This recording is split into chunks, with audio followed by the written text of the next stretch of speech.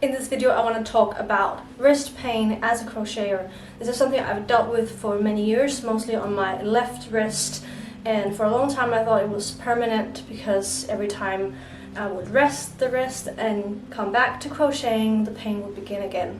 But using these techniques, you will not only help prevent pain, but also help the pain that you're already dealing with and make it subside and go away.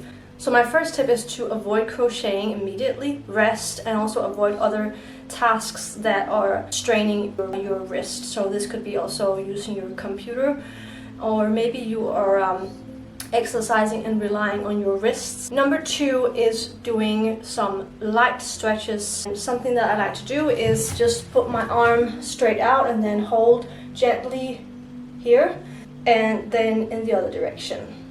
Another one that is good to do is just to hold the hand and then go back and forth like this, once again very gently.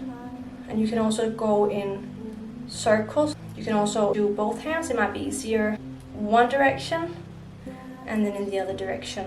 Number 3 is use tiger balm. You only need a tiny amount and then just put it on the area that is sore.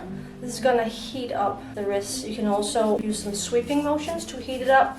Then number 4 is you can do a light massage. So what I like to do is I like to kind of pinch the skin almost and push it from one side to the other like this. You can also kind of sweep like right here. It's just about feeling like where the tension is, or like this. Other exercises that might be good is to do the shoulder, because sometimes the pain can come up the arm and up to your back as well. And go in the other direction as well. Might be easier if you stand up. You can also do the entire arm. Come back and up.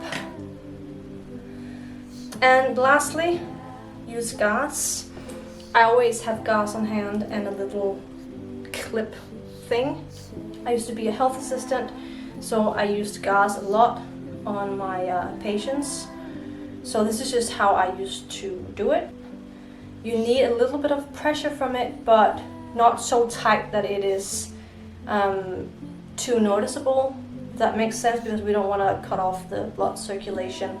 So this side goes directly on the hand. I like to use my fingers down here just to grab it and start it. So we wrap around, again tight but not too tight.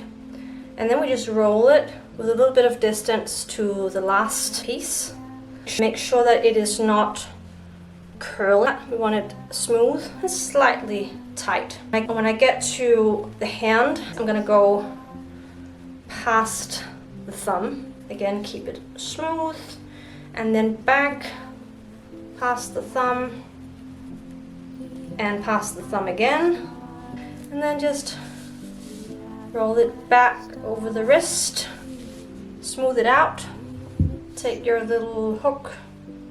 This is one of the things that helped me the most. This allows me to rest the wrist even more, and that way I prevent myself from using my hand and wrist to all sorts of things. Also, generally see the crochet more as exercise, and remember to also stretch before crocheting and after crocheting. Yeah, and dealing with, you know, the grief or annoyance or maybe anger over not being able to do something that you love is also just really valid. And you know, allowing yourself to feel that, you know, it sucks to not be able to do something that you love and have to take a break from it. And then maybe just focus on, you know, other things that you enjoy that is not gonna strain your wrist.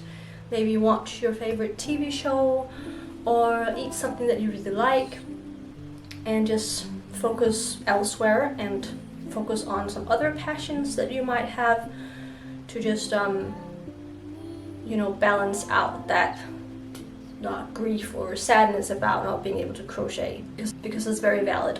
So I hope these tips were helpful, and thank you for watching. Remember to subscribe, and you can find my patterns in the description below.